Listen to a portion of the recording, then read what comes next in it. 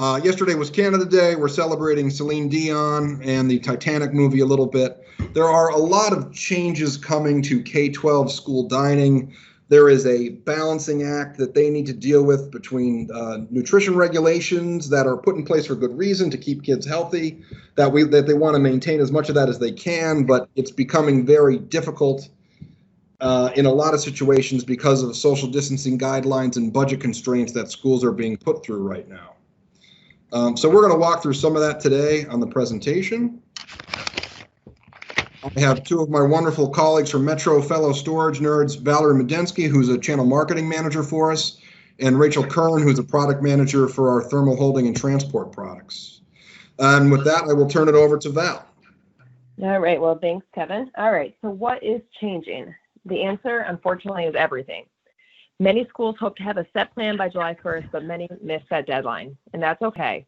There are numerous logistical and financial challenges to work through here. No, these are uncharted waters, and we are in this together. And there we have Jack and Rose right there. Alrighty. So we know change is coming for schools this fall, and we also know that schools are going to be faced with an abundance of challenges, with iceberg number one being that all meals must be prepackaged. But what about offer versus serve? If the meals are prepackaged, students won't have a choice. What about all those sustainability goals and the schools fought to put in place? Where will all the styrofoam containers go? What about the food items that the kids were given in their prepackaged meals, but they don't want and like? What about nutritional guidelines? And then you have input costs to worry about. On average, having to sell prepackaged items adds a 35% increase in cost to the meal. And then you have to worry about reimbursement and menu profitability. If the student doesn't purchase the meal or get the meal, then the school doesn't get reimbursed. And not to mention a la carte items, which are major revenue generators for schools. They're really hard to execute if schools are going to do curbside pickup or classroom delivery. Then we have iceberg number two, is adhering to social distancing. Where will the kids eat? Will it be the classroom? Will it be the cafeteria? Will it be at home? And then each of these options create their own set of issues that schools will have to figure out how to overcome. And then again, how will the students be served? And how will food be transported and held safely? If the food is going to be delivered to the classroom, will you have the right equipment needed to keep the food items to temp? If the students are expected to go to the cafeteria to bring back the food to their desks, do you have spill and leak-proof packaging? What about the impacts on the custodial department? Now, if the students put the meals in the classroom, what's going to happen to all that trash when they're done eating? And then plan for anywhere sanitation for students and staff. How are you going to make sure that each classroom has easy access to sanitize their hands? Next slide, Kev. Alrighty. So we know schools are being faced with dozens of challenges, but that does not mean that they can stop serving students breakfast and lunch. These kids need to eat, but how? Each school should have to focus on one or more of the three below modes of meal service for the fall. We have classroom delivery with classroom dining, cafeteria service with classroom or cafeteria dining, or take-home meals. It's also important to take into account the age of the student you're feeding when selecting which mode your school is going to execute. For example, can you really expect an 8-year-old to go into the cafeteria and then carry back food to their desk to eat? Probably not. Can you expect them to stand 6 feet apart in line in a cafeteria or understand that they have to sit 6 feet apart from each other in a cafeteria? Again, probably not. So now we're going to go into each of these three modes and what they actually look like. So we have mode one. Right, yep. So mode one, classroom delivery with classroom dining. So what does it mean and what does it look like? The food is prepped in the kitchen. The food is then delivered to the classroom using some sort of mobile piece of equipment. In the picture here, this is on one of our utility carts called the Deep Ledge cart. And then the students eat the food in the classroom.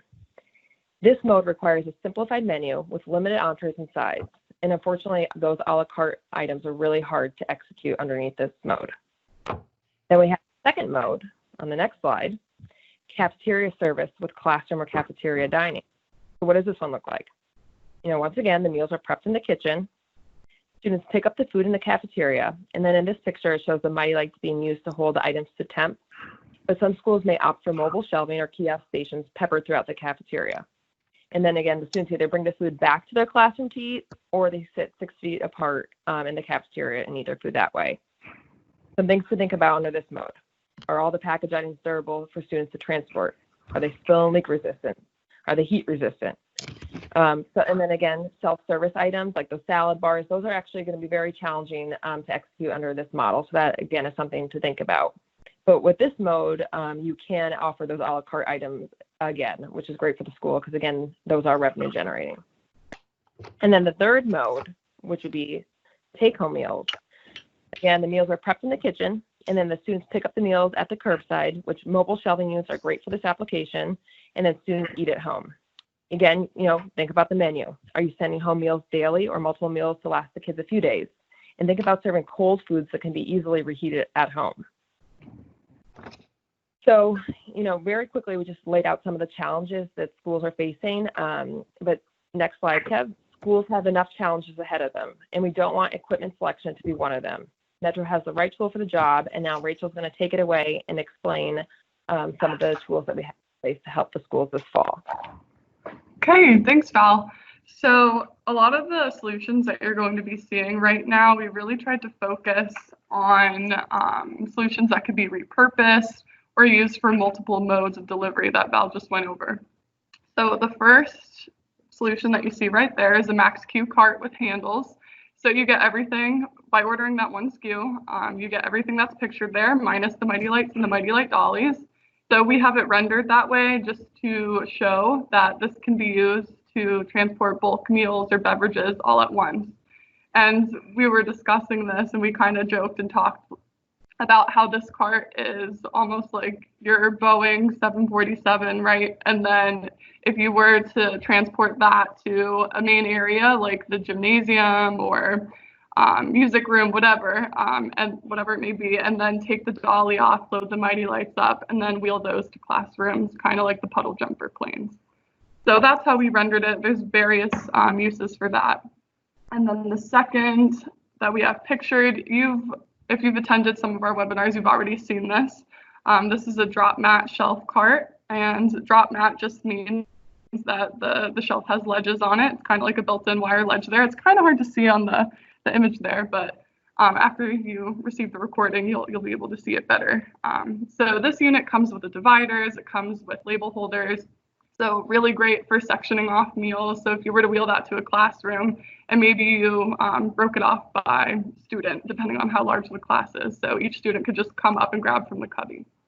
All right, and then the next option there, it just shows the use of our basket shelves. So the basket shelves were launched at our sales meeting. So these are really great for containing small packaged items or even boxed meals or bagged meals that you see there. So you could see Mighty Light pictured on a lot of those units. It's just because yeah, you're good, Kev. You could jump to the next one. Just showing you how Mighty Light is really easy to add to any cart. So we traditionally market Mighty Light as a pan carrier, like you see in the image on the left, or as a cooler, like the image on the right. But it can also be used to transport various of other things. Recently, we've been getting a lot of questions about using them to transport milk. So we wanted to provide this super helpful information to you guys, just so you know that your traditional, half pint milk cartons that schools use, 81 of them fit in the ML180. So there's 27 per level and 3 levels that could fit in that. And then it also leaves room for ice packs. So the ML180 XL fits 135. So that's a lot per container. And then also our dolly can accommodate milk crates as well. So if you just wanted to transport those, the dolly is a great option to be able to do that. All right, so if we want to jump to the next slide. Yep.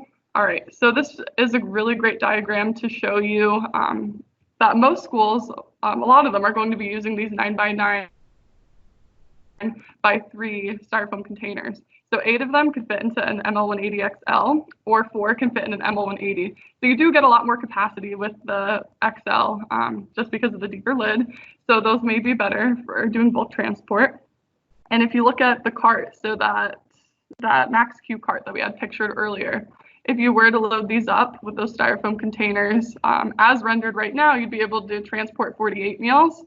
If you converted the top row to XLs, you'd be able to transport 64 or 80 meals if you added some Mighty Lights to the bottom there. Okay, so now on to social distancing cafeteria feeding. Like Val mentioned, some schools may still be utilizing their cafeteria for older grades, say like middle or high school, but they're not going to be able to do it in a way that's super familiar. They're going to have to spread things out. So my carts or deep ledge utility carts are a great way to do that. So you could set up almost separate little stations, say like a vegetable station, fruit station, for kids to go to. So they're spaced apart. The deep ledge utility cart does provide a deeper ledge for better containment while transporting. And then lastly, I know we've been talking a lot about food, box, bagged meals, beverages, but we can't forget about condiments. So there's going to have to be a way to keep packaged silverware, napkins, ketchup packets, various smaller items like that, also spread apart at a separate station. So this condiment cart is also another great way to do that. All right, so sticking with cafeteria feeding, the breakfast cart is an awesome way to offer serving lines that are spread apart. So wheel that wherever, set up your serving line. You could use Mighty Lights with a serving ring inside them to serve out of. And if you want to jump to the next slide, Kev, these are just some renderings and concepts that we were working on with somebody, so you can kind of get a better idea of how they can be used. So the images on the left are a cashier cart, and the images on the right are a serving line there. So just to kind of give you guys some ideas of what's possible. All right, if we want to jump to the next slide. My computer hates me today, Rachel. You're okay. You're okay.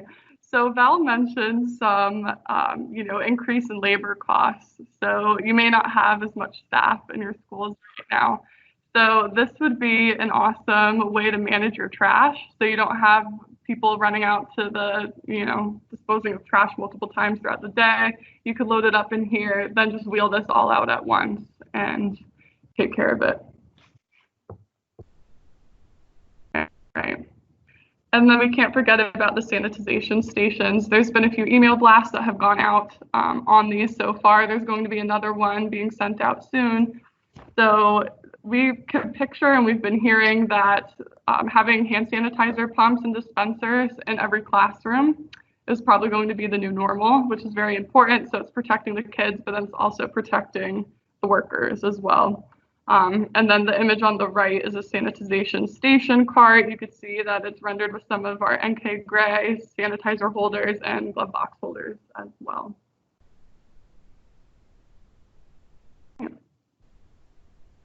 Oh, and not to forget our heated cabinets. So these are going to, likely be used a lot more. The SKU that we have on the left right there shows it rendered with shelves. So you order that part number and you get shelves included in the cabinet. And then a lot of schools, so if you have, say you have one central kitchen that's preparing a lot of the food and then transporting it out to all the different satellite campuses, having a T-series and even an R-series would be great options for that as well. And we do have a new heated cabinet promo, which we'll go over on the next slides. Yeah, the blue cabinet is a refrigerated cabinet. We forget to tell people that we have that product, but yeah, so if you need to transport refrigerated and cold foods the same way as hot, that's what the R stands for, refrigeration there. And just, in talking with several school directors and being on some round tables and panels, there were some very interesting innovations that we heard. So, this is a very challenging time, but it's great to see school districts from across regions come together and share ideas. There was one interview we were on, and they talked about an investment in an automated packager. So everyone is concerned about the labor involvement in packaging, but if the school districts can realize that there is going to be an ROI in that for a considerable period of time, and it is going to help them long term to make that kind of investment in a packager, maybe school districts that are adjacent can share that type of asset and resource so that they could serve their joint communities better.